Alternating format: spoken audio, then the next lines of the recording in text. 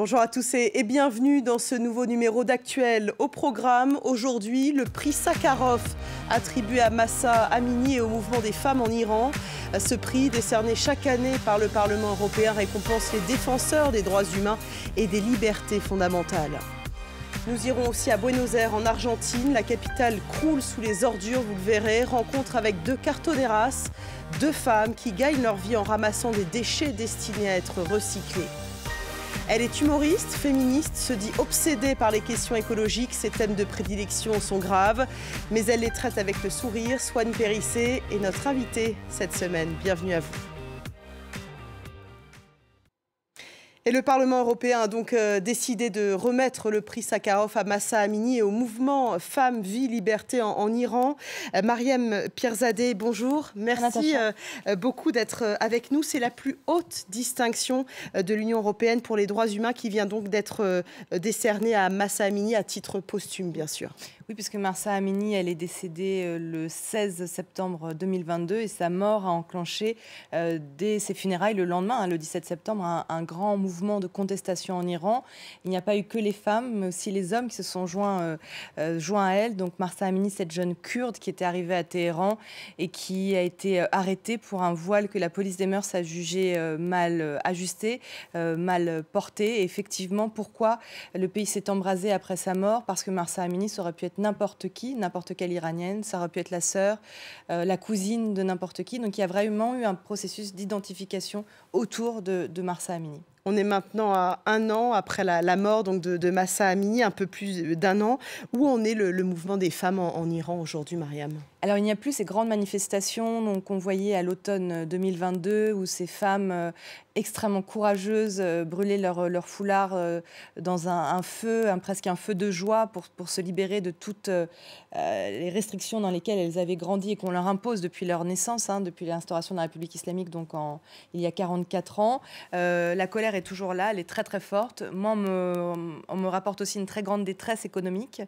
Ce qu'il reste de ce mouvement, ce sont des femmes qui ont retiré leur voile. Alors, elles ne sont pas encore une grande majorité, mais elles sont de plus en plus dans les grandes villes, Téhéran, Chiraz, à sortir sans le voile obligatoire et donc à s'exposer à des peines de prison, sachant que le Parlement iranien a prévu un arsenal pour fortifier, renforcer les peines et les amendes pour les femmes qui ne mettent plus le voile en Iran. Qu'est-ce que ce prix Sakharov peut apporter, vous pensez, à cette cause?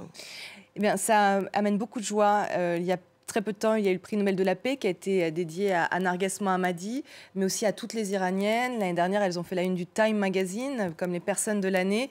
En fait, le fait qu'il y ait de l'attention internationale sur leur combat, sachant qu'on n'en parle plus, on n'en parle quasiment plus, il y a vraiment un sentiment d'abandon de la part des Iraniens et particulièrement des Iraniennes, et bien leur redonne du baume au cœur. Ça veut dire que leur combat continue et qu'un jour, ils espèrent tous que ça mènera à la fin du régime iranien. Du courage pour que la lutte puisse continuer. Merci beaucoup, Mariam Pierzadeh, d'être venue dans Actuel. Merci à vous. Direction maintenant la capitale de l'Argentine, Buenos Aires. Avec ses 15 millions d'habitants, elle produit chaque jour 6 000 tonnes de déchets. Une partie seulement est recyclée, notamment grâce aux cartoneros, ces Argentins qui ramassent dans les poubelles du carton, du plastique, du papier, qu'ils revendent ensuite au poids. Beaucoup de femmes font ce métier. Rencontre avec deux cartoneras. Regardez. Ce type de benne à ordures à ciel ouvert est incontournable pour le travail d'Ayelen. La jeune femme de 25 ans est cartonera. Elle collecte cartons et plastiques dans les rues de la Mantassa, l'un des faubourgs tentaculaires de Buenos Aires, et peut ramasser jusqu'à 150 kilos de déchets quotidiennement. Il faut bien survivre et continuer à se battre. Il faut être forte et courageuse, car dans la rue, on voit tellement de choses. Je me sens un peu comme une héroïne dans cet univers. Après la collecte, direction l'usine de recyclage pour Ayelen et son amie Sabrina.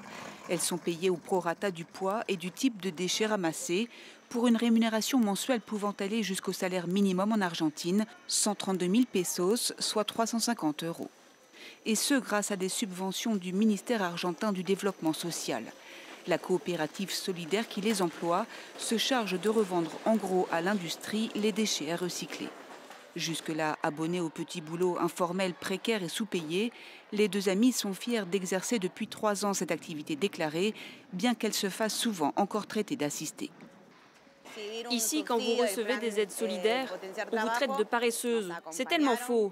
Vous verriez ce que c'est de transporter tout un chariot plein. Nous travaillons vraiment. On ne demande pas la charité. Le mouvement des cartoneros à Buenos Aires s'est organisé dans la foulée de la grande crise de 2001. Plus de 20 ans après, le pays en compte plus de 150 000.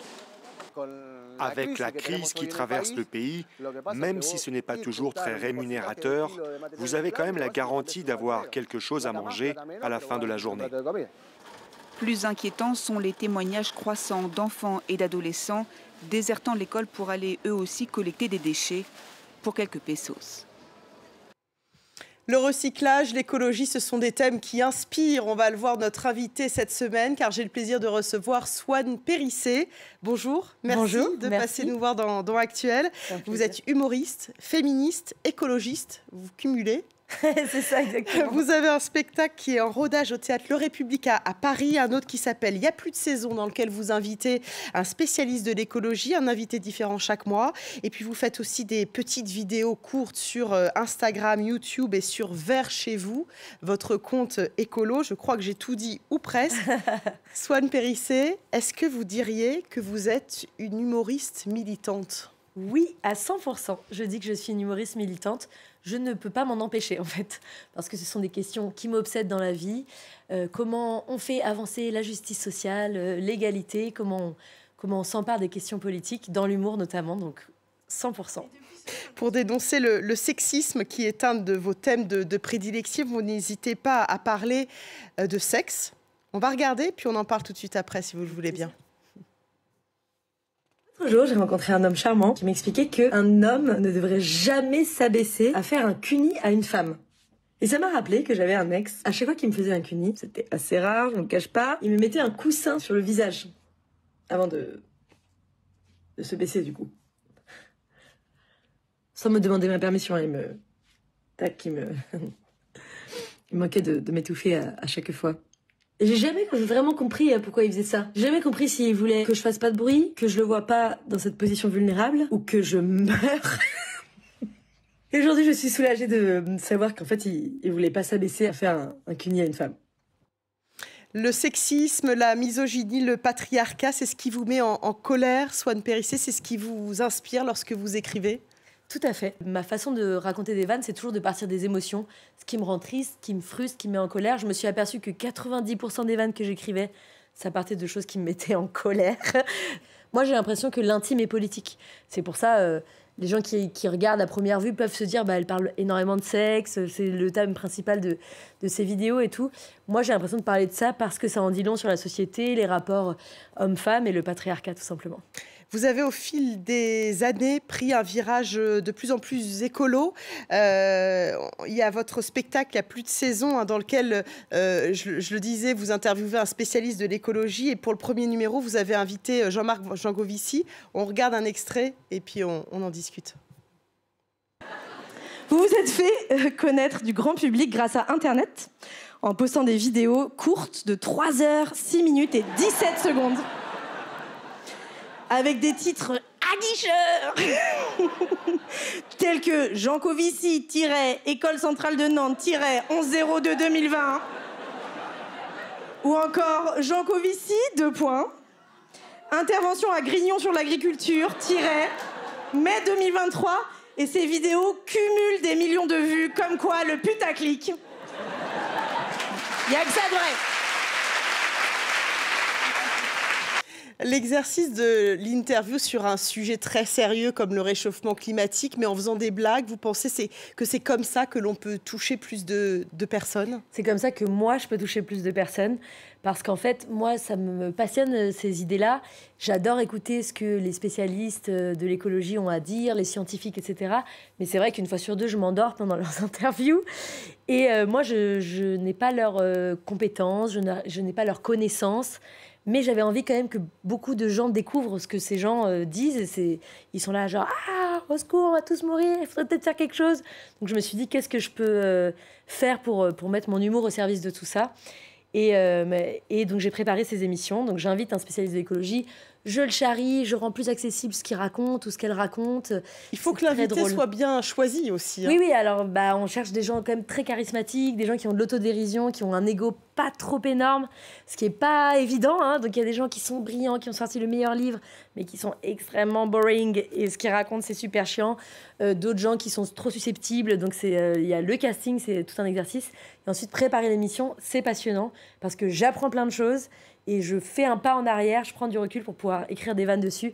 Et ça, j'adore. C'est vraiment l'un des exercices préférés en tant qu'autrice. C'est super.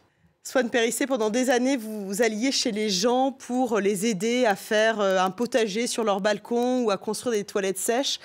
Ça, c'était plus assez pour vous pour traiter du thème de l'écologie? Ça ne vous suffisait plus? Non, malheureusement. Donc moi, j'ai créé cette chaîne Vers chez vous et le principe, c'était j'allais chez mes abonnés et on mettait ensemble en place des initiatives individuelles écologiques, donc des récupérateurs d'eau de pluie, de l'hydroponie sur un balcon, etc. Et en fait, je me suis rendu compte que déjà, ça prenait énormément de temps. C'est pour ça aussi qu'on dit que l'écologie, c'est pour les riches et tout, parce que c'est pas que ça coûte cher, c'est que ça demande des vacances du week-end, de la charge mentale, acheter, bidouiller, apprendre des compétences, etc. Et je me suis rendu compte que les gestes individuels, c'était important, c'était nécessaire, mais que c'était pas suffisant. C'est pas moi qui le dis, c'est le rapport du GIEC qui explique que les gestes individuels sont indispensables, mais que le plus important, c'est que les collectivités locales, les pouvoirs publics, les entreprises mettent en place les infrastructures pour faciliter tout ça. Et donc, au bout d'un moment, j'étais très, très fatiguée de faire du zéro déchet, d'apprendre à cuisiner végétarien. Et encore une fois, le pas de côté. Et je me suis dit, bon, maintenant, il faut aussi militer. C'est aussi des décisions politiques qui permettent ou non d'avoir une vie plus écologique et plus durable. Et donc, c'est mes combats de maintenant.